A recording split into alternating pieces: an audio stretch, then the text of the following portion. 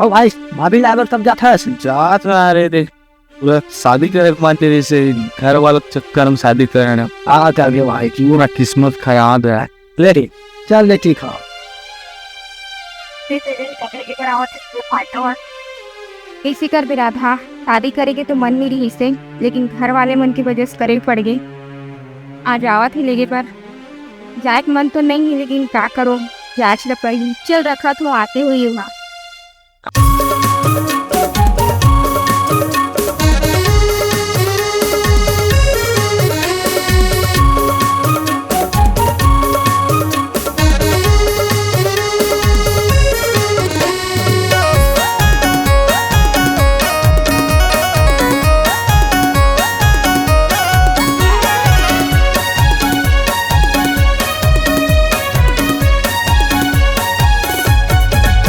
अंधियार जिंदगी